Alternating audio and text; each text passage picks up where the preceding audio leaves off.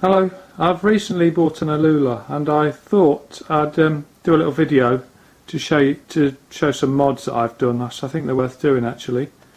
The first one is on the nose.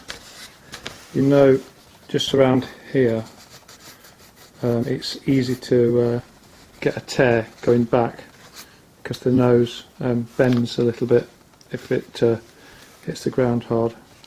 So what I've done is I've glued some carbon fibre toes across there with Sino, and also you can't see it, but there's a little square of glass cloth there each side and top and bottom. You can't see it on the bottom.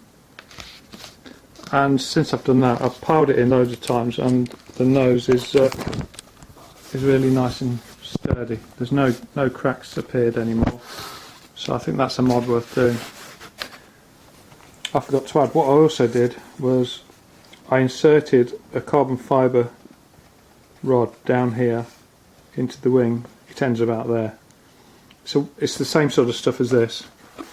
I put a point on it and poked it in, pulled it out and covered it in super glue and shoved it back in. So it's got carbon fibre strengtheners down there. I don't know how much they add to the strength, but I thought it was worth doing. You can see the entry point there where I've filed it flat. Also what I've done is I've put the control surfaces, the servo linkages on the top of the wing rather than the bottom, and all that meant was cutting out a hole for the servo horn to stick up. So on the bottom it's a nice clean wing, but mainly because I thought it would be safer from damage if they're on the top, which is why I did it. Also, the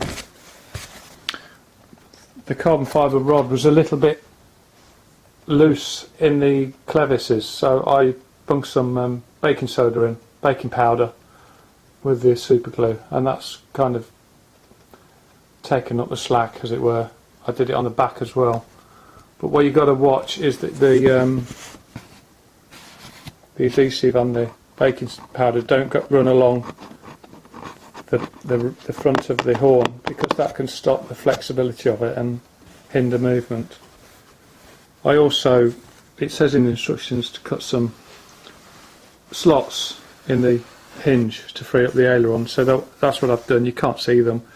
They're about 1 centimetre every 20 centimetres. I think that's all I've done really.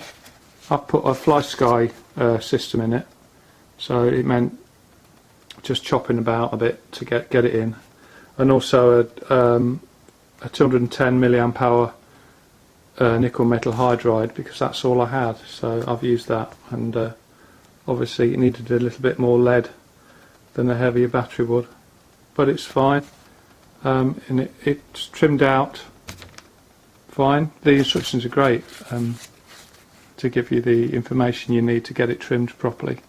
Oh, one more thing, you see these pale green circles? They supply that. It's sticky backed sandpaper, for want of a better word, but it took all my skin off my thumb, so I've covered them in super glue and then some more baking powder to smooth it off a bit, because it was knackering my skin on my thumb.